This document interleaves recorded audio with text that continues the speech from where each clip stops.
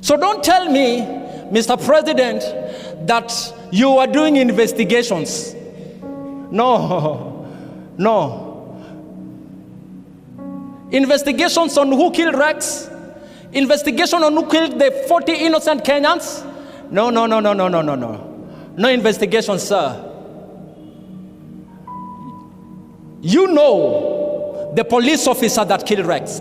There is no investigation. Bring him to book. And let justice prevail. Simple.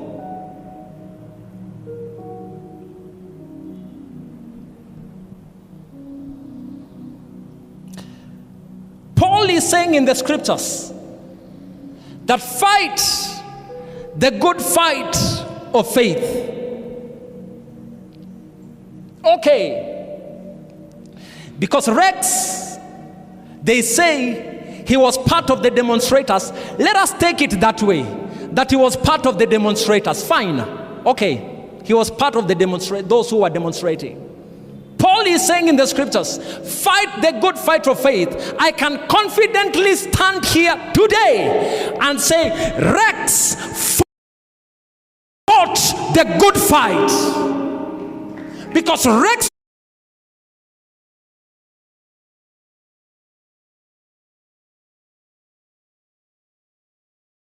stood and he said, I'm not going to see this nation continue into debt when the finances and the funds in the country are being mismanaged, and yet people are. He said, I will not stand and see that happen. He refused to remain quiet. He refused to remain quiet. He fought the good fight. He placed his life on the line. He paid the ultimate price with his life. I'm sorry, Reverend. I'm a preacher, so am I shouting too much? Okay, thank you. You know, I don't want to shout too much so that at least my brother, Reverend Paul, can invite me again for the service next time. Yes. So please just ignore me if I'm shouting too much. Just give me that sign, okay?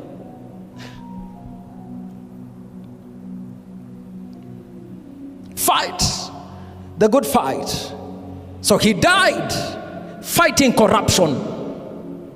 Rex died fighting corruption.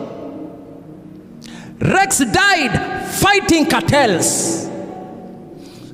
Rex died fighting misappropriation of funds.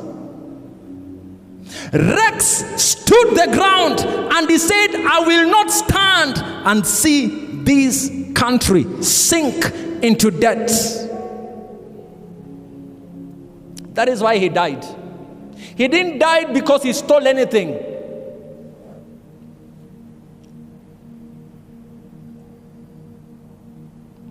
My brother was there. He was one amongst the people that were demonstrating.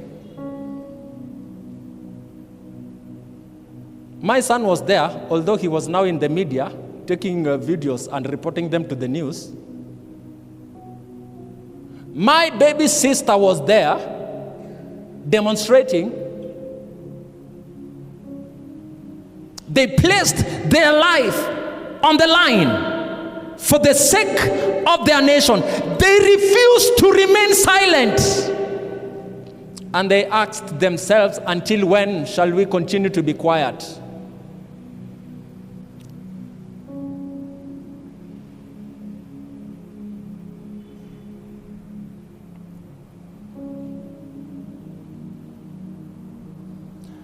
Rex died fighting the good fight because he didn't want his children to find themselves in the debt that he's finding himself in, debt that he didn't ask for. And still, the SRC can confidently gazette the increment of salaries of politicians. May God forgive them.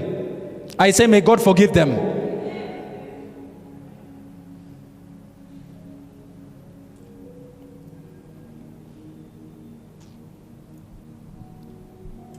Paul is saying in the scriptures, he's saying that I have fought a good fight. I have run the race, and I have kept the faith. Rex Masai fought a good fight, but he did not finish the race. I repeat, Rex fought a good fight, but he did not finish the race. His life was cut short by a reckless police officer. That even when he is getting into his Land Cruiser pickup, he can still have the audacity to shoot.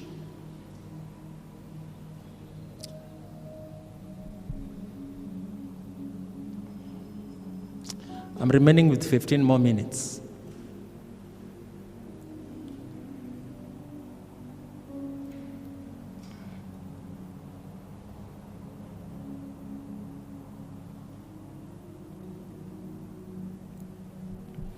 I have fought a good fight. Rex fought a good fight. And to my young brothers and sisters, famously known as Gen Z, you are fighting a good fight.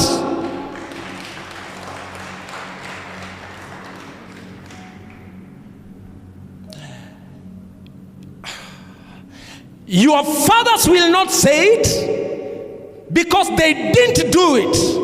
And because they didn't do it, that is why you are doing it. You are fighting a good fight. Kudos. I celebrate you. This nation will be glad you came. This generation will be glad you came. This generation will smile because Rex placed his life in line. You're fighting a good fight. Keep on fighting. I'm delighted that even now, when the demonstrations took a different turn and it was invaded by thugs and hooligans and criminals, they distanced themselves and they said that our protest was peaceful. And because their protest was peaceful, President Ruto has never backed down. The young men, Generation Z, for the first time in the history of this nation, they made a finance bill to be thrown out. Kudos, Gen Z, you are fighting a good fight. I celebrate you and I honor you. When Christ comes and finds me alive, I will tell him, Father, I'm glad that I was part and I saw the revolution that my generation brought.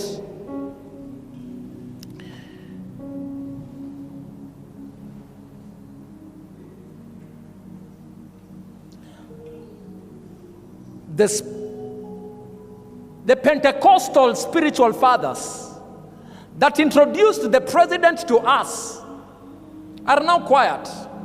They can't be seen anywhere. They are not talking. Yet, they were moving church to church and even calling us as pastors and telling us to mobilize our members and vote in for the president. We heard, because they are our spiritual fathers. But now that the nation is sinking into debts, corruption, misappropriation of funds, why are you silent? We are left all alone. We are left all alone as young men. We are left all alone as a nation to fight for ourselves. They are quiet. And because we are left all alone, we have to fight the good fight. You have to fight the good fight.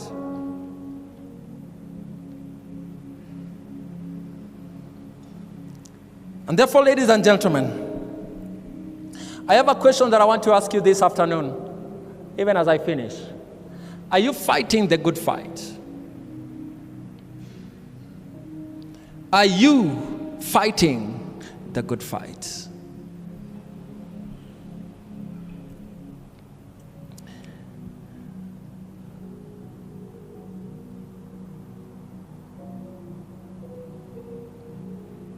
Martin Luther King one day said, in the end, we shall not remember the words of our enemies, but the silence of our friends. When Rex died, I wasn't in Nairobi.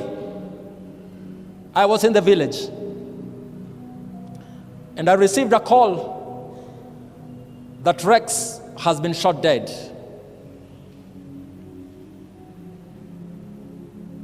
I couldn't call Jillian. I couldn't call Chris, the father to Rex, at that point, because I knew what they were going through. But something happened.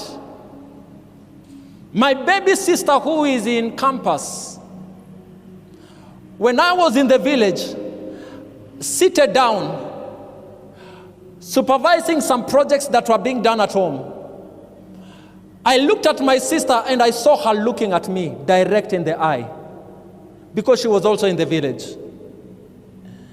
And when she looked at me, I felt that something was wrong, and I assumed it. She kept on looking at me.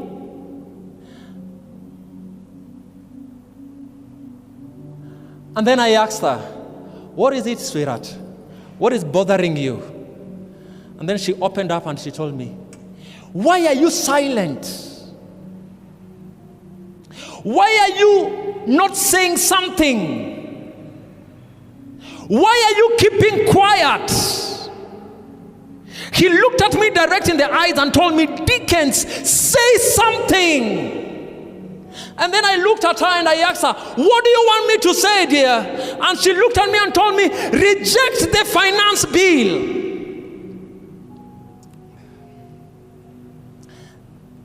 And for the first